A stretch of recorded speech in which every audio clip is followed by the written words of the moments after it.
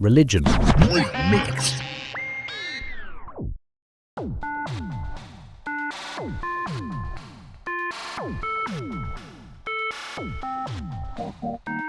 Chapter 1. Moses the Astrophysicist. Modern physics didn't exist until the 1900s. Though various states of matter have been well established since the Greco-Roman time period, it wasn't until recently that we understood matter in ways that allow us to more thoroughly grasp how our perceivable universe came to be. So then, how could the book of Genesis accurately describe the creation of the universe when it was written thousands of years ago? It should have been impossible, but it was indeed done. I'll grant you that, at first glance, the book of Genesis may seem like a tale of magic and fairy tale impossibilities. For example, we know the universe couldn't have been created in just 7 days. That very notion flies in the face of everything we know about physics today. But what if I told you that particular passage in the Bible was not some simple-minded, scientifically ignorant statement, but was instead just modern-day physics misinterpreted, because the language needed to describe said physics at the time was not up to the task? After all, language and words themselves are simply cultural tools used to describe and convey meaning. When Moses wrote Genesis, words to describe atomic and subatomic particles just didn't exist. So Moses made do with the words available at the time in an attempt to explain events that wouldn't be conceivable until the 20th century. Yet and still, even without a modern-day laboratory at his disposal, Moses' description of our universe's creation is accurate enough to fit neatly into currently accepted creation theories, such as the Big Bang Theory. The book of Genesis got it right, but humanity circa the time of Moses did not have the vocabulary to describe then what every middle school student can easily learn about on YouTube today. It was not fictional magic Moses was describing in the first chapter of Genesis. It was just something that would seem like magic to people back then. And so, ancient scriptures like the Bible were left for future generations to play catch-up to prophetic revelations of how not just the earth, but the entire universe came into existence. Fast forward to today and apply some modernity to Moses' words, and we see that Genesis describes a scientifically accurate timeline of events. Let's start at the beginning. In the beginning. A remix of Genesis chapter 1. The original King James Version of the Bible begins as follows. In the beginning God created the heavens and the earth. Now the earth was formless and empty, darkness was over the surface of the deep, and the Spirit of God was hovering over the waters. Note that at this time we need not get wrapped up in defining what or who God is, as it will be far easier to describe God by what God does later on. For now, let's consider the God written about in this portion of the book of Genesis as the universal source of all things. A remixed interpretation of those verses would go something like this. In the beginning, everything emerged from Source, the singularity that preceded our universe. At first, even our planet did not yet exist. There was only seemingly empty space devoid of discernible physical matter. At this point in the scripture, Moses used terms like waters and the deep to describe the then mysterious transparent, yet infinitely dark medium vibrating with gluons, quarks, matter and antimatter, or what we now know of as deep space. This deep water, or deep dark space, was then, as it is now, the foundation of our universe. The original scripture continues. And God said, "Let there be light," and there was light. God saw that the light was good, and he separated the light from the darkness. God called the light day, and the darkness he called night. And there was evening, and there was morning, the first day. And now the remix. Suddenly, the universe began rapidly expanding from a singularity into an insanely hot mass of particles and energy that spanned billions of kilometers. As it continued to expand, the emerging universe cooled enough for atoms and ionized molecules to form and permeate the depths of space. As these particles changed into more stable states of matter, they discharged energy in the form of photons, which created light in the universe for the first time around 300,000 years or so post-Big Bang. Then darkness set in again for hundreds of thousands to millions of years, until gravity began to collect and arrange atoms like hydrogen and helium together in enough quantities to create stars and galaxies. The Spirit of God/laws of the universe had created light, reintroduced darkness, then separated the two by forming galaxies and stars throughout the canvas of empty, dark space. And this happened just as Moses described, albeit described in a primitive manner befitting the times. Note that the less than scientific descriptions found in Genesis are understandable. to a human mind and senses in the day of Moses, the creation of light-emitting particles and celestial bodies would have been the first discernible event Moses would have been able to remotely comprehend, let alone describe. Also, earthbound units of time would seem to be a poor means of describing the millions and billions of years that would separate major occurrences in our universe's creation, but Moses did well enough by using the unit of a day. You see, we are often conditioned to think of a day as a 24-hour period, but the word has another definition. A day can also be defined as a particular discernible period of time. The first day can more accurately be described as the first time period or era where light, in the form of stars, plasma and photons, came into existence. This use of the term day in this way is compatible throughout the first chapter of Genesis and makes far more sense than believing all of this happened in an Earth day, especially considering the Earth and its 24-hour rotational cycle will not exist for much of the first verses in Genesis. A familiar example of this usage of the word day can be found inside of the phrase "back in my day." A person using that phrase does not mean "back in my 24-hour period."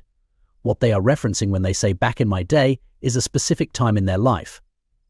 So at this point in the Bible, and for the first chapter of Genesis, when we see the word day, understand that it is not a 24-hour period being described. What is being referred to is a specific stage in the universe's creation. The first day, more accurately put, is the first stage, the stage of light. Another similarity to an Earth day, or any other celestial circadian rhythm for that matter, is that the various days/stages mentioned in the first chapter of Genesis will repeat throughout the cosmos, wherever conditions will allow them to. You see, the 7 days mentioned in the first chapter of Genesis, just like days on Earth, are also cycles. They are grand universal scale cyclical stages. Universal days comprised of universal evenings and universal mornings. Or rather, predictable periods of inactivity and activity on a cosmic scale that will, once established, repeat throughout eternity. This level of reproductive stability and universal harmoniousness is what earns certain events the descriptor of being called good in Genesis. As we see, the term good is attributed to any creation that can exist sustainably in the universe. From henceforth in Scripture, you can and should expand the usage of the term good to mean sustainable, reproducible, orderly and harmonious. It should then come as no surprise that this concept of good is exactly what most modern belief systems wish their practitioners to exemplify to this very day. But I digress. And now, back to the original scripture. And God said, "Let there be a firmament between the waters to separate water from water." So God made the firmament and separated the water under the firmament from the water above it. And it was so. God called the firmament heaven. And there was evening, and there was morning, the second day. Now let's remix that passage. Here, Moses then begins to describe the early formation of celestial structures, planets and protoplanets. As stars and galaxies are born, live, die, and give way to new generations, the byproducts of their celestial life cycles such as radiation, plasmas, gases, and elements are jettisoned out into space. As these forms of energy and matter travel, collide and clump together, some become clouds of stardust and gases that at first would have formed nebulae throughout the universe. Where some of the gases could cool and condense, liquids would have been formed. What is being described at this point in Genesis, the creation of the vault or firmament, is better described as the first instance in which separations and formations of matter take shape, and by so doing, they separate the waters of deep space from each other. Also described here is the development of masses of liquid appearing in the universe. With this in mind, we now understand the vault or firmament in Scripture really means discernible space between things. We now know that what we erroneously called heaven is actually supposed to mean heavens or sky, or rather outer space, as it would have been then in a hot but cooling and expanding universe. Now back to the original Scripture. And God said, "Let the water under the sky be gathered to one place, and let dry ground appear," and it was so. God called the dry ground land, and the gathered waters he called seas. And God saw that it was good. The remix of that passage is thus: guided by gravity, matter from the firmament gathered to form planetary bodies. These baby planets consisted of available gas, molten and liquid matter at first, but as they cooled, the less dense gases rose to form the upper atmosphere. Denser gases liquefied and condensed into aquatic bodies, while molten matter became solid material. At this stage, clusters of stars surrounded by orbiting clouds of matter have become solar systems. Many of these solar systems would now contain planets that have gaseous atmospheres, large liquid seas and solid land formations. Such planets have all of the ingredients needed to sustain elementary lifeforms. The book of Genesis further expounds on the emergence of life in the universe within the original text of verse 11 and onward as follows. Then God said, "Let the land produce vegetation, seed-bearing plants and trees on the land that bear fruit with seed in it, according to their various kinds." And it was so.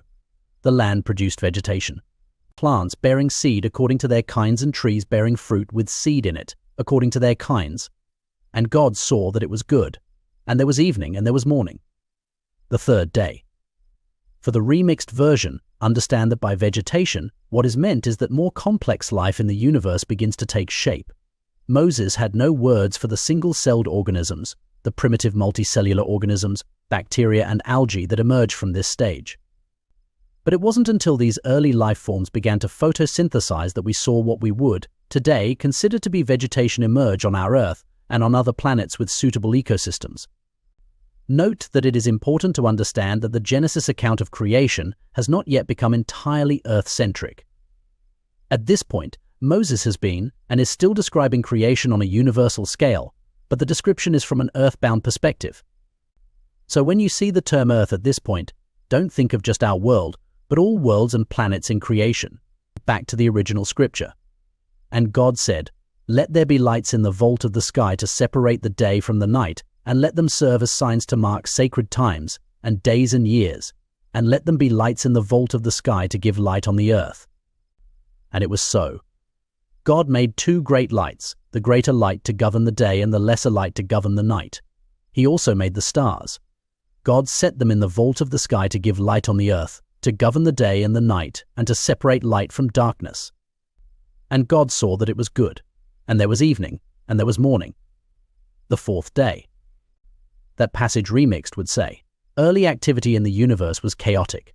Suns, planets, solar systems, even galaxies would collide for billions of years before discernible order began to take shape in the cosmos. Fledgling planets first have a tumultuous existence, rife with collisions from foreign space-borne objects, tectonic shifts and volcanic activity. After some time, though, celestial bodies settled into predictable paths, orbits, rotations, and cycles. Ecosystems on planets stabilize, and from planetary perspectives, there were now discernible days, nights, lunar cycles, seasons, and solar years. Similarly, solar systems too became part of predictable galactic cycles. The original scripture then says the following, "And God said, let the water teem with living creatures, and let birds fly above the earth across the vault of the sky." So God created the great creatures of the sea, and every living thing with which the water teems and that moves about in it, according to their kinds, and every winged bird according to its kind. And God saw that it was good. God blessed them and said, "Be fruitful and increase in number, and fill the water in the seas, and let the birds increase on the earth." And there was evening and there was morning, the fifth day. That passage put another way is as follows. Once stability and order became more commonplace in our universe, life began to flourish on planets with suitable conditions. An example of this on our own planet Earth would be the Cambrian explosion over 500 million years ago. During this period, there was an unprecedented explosion of emerging organisms on our planet Earth. The preceding biblical verses speak to such expansions of life, but again keep in mind that the first chapter of Genesis is not just about our planet Earth alone. Genesis is also describing the origins of life in the entire universe. Once simple life forms like bacteria and plants are able to propagate and photosynthesize on planets with stable ecosystems, more complex animal life begins to develop on our Earth and on other worlds as well. Biblical scripture continues to expound on this stage of creation with the following verses. "And God said, let the land produce living creatures according to their kinds, the livestock, the creatures that move along the ground, and the wild animals, each according to its kind. And it was so. God made the wild animals according to their kinds, the livestock according to their kinds, and all the creatures that move along the ground according to their kinds. And God saw that it was good." The remixed version of those verses would state that as time progresses, so does the diversity of animal phyla in the cosmos as various categories and species of animals begin to emerge. It is here, at this point, where the remixed version of the Bible greatly deviates from the current interpretation of biblical scripture.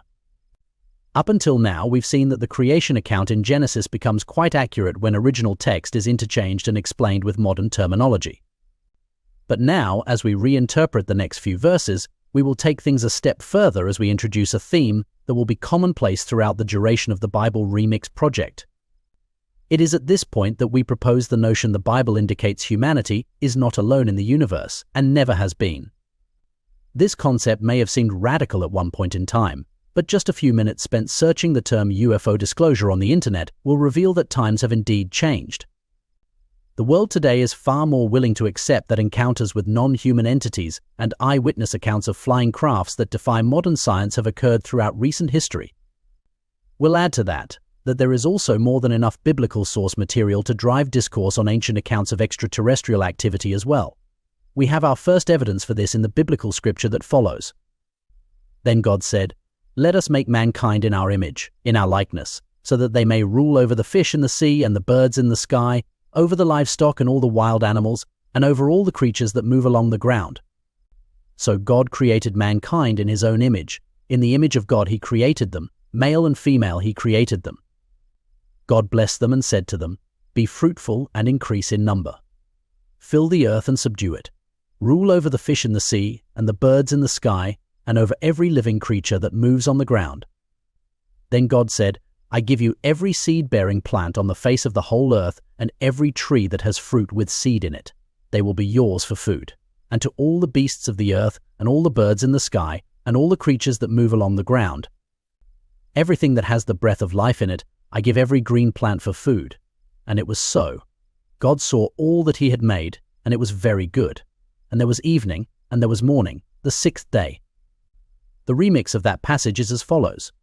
As time progresses, so does the diversity of life in the cosmos. At some point, the next step in more complex animal life, mankind, emerges. Here we have another crucial point of context.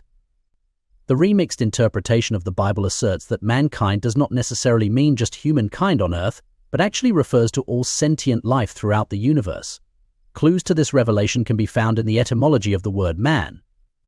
The root meaning of the word man is hand. And what do hands do? Hands build, hands destroy, hands rearrange.